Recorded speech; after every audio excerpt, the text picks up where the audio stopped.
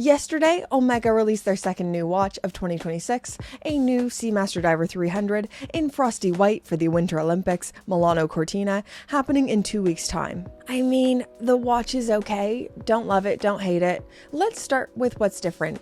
So this has a case diameter of 43.5 millimeters, 14.3 millimeters thickness, and a beefy 51.5 millimeter lug to lug. For materials, we have white ceramic and grade 5 titanium, with the case and bezel ring in ceramic, white ceramic bezel insert with laser engraved texture that kinda looks like fresh snow, and a white ceramic dial with a laser engraved frosting that kinda looks like a finger trace pattern on a frosted window, which is also inspired by the Milano Cortina emblem. A detail I quite like is the seconds hand with ombre blue effect, and I don't like many other things here. The case back is where we see the titanium come in, featuring a stamped Olympics emblem and a grade 5 titanium buckle. Powering this watch is the coaxial 8806, Meta certified, and 55 hours of power reserve. Aesthetically, I mean, don't hate it, don't love it, it's kind of cool. Something different if you don't care about reading the time that much. It feels like a very literal interpretation of make a watch for the Winter Olympics. I don't think it's horrible, but I would never pay for this, which kind of leads nicely to the 3 big problems I have with this and Omega in general right now. Firstly, the price. I feel like I'm the cheapest watch collector on YouTube, but Omega pricing is starting to hurt. So these retail for £8,800 or $10,500 USD. Ugh. It puts me in a tricky spot because I think there's a lot here that commands a premium price tag. Ceramic is a premium material. It's been executed really well. Titanium also commands a premium, and the little bits of design they put in, like the laser engraved ceramic frosting. But, on the other hand, I would never pay this much money for this watch.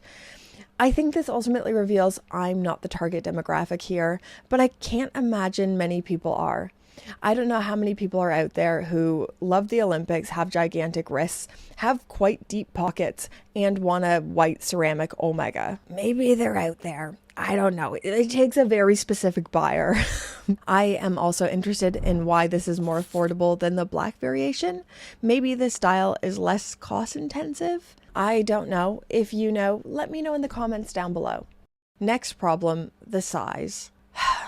Omega is a funny one because on the one hand, I feel like they're an enthusiast brand. They do cool, innovative movement stuff, like implementing the coaxial escapement, historic models. But on the other hand, they don't seem to listen to enthusiasts. We've been crying out for smaller sizes, maybe re-releasing the mid-size Seamaster, but then they release upsized models. The current catalog Seamaster Diver already feels pretty large at 42 millimeters, and this is larger than that. And something else to consider, bold case colors do affect wrist presence, and you are going to feel a 51.5 millimeter lug to lug. This is great for someone with an 8-inch wrist and larger. Something to note, these measurements are exactly the same as the existing ceramic black Seamaster. My understanding of why these are so large is due to the sandwich case construction, where the ceramic case center is combined with the titanium elements. So there's a ceramic exterior.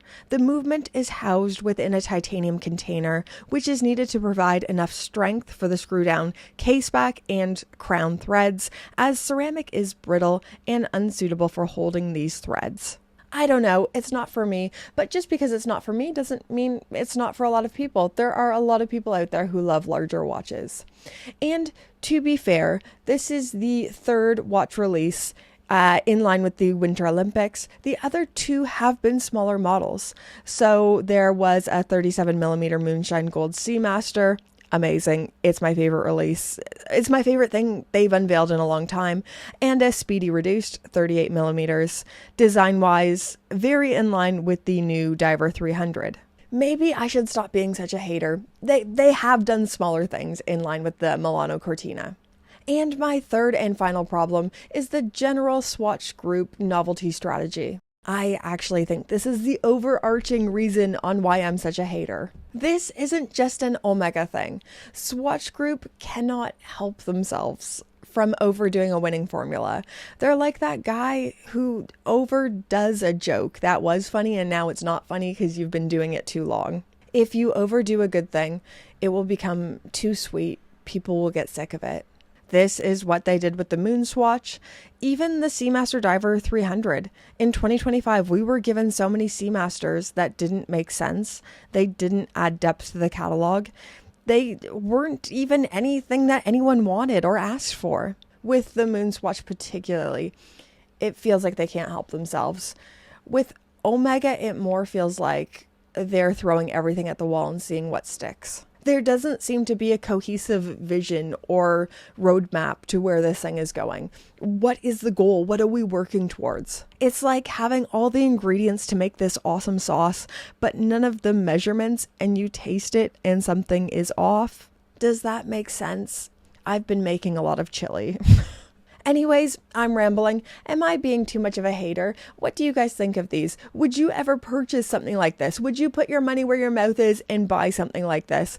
Let me know in the comments down below.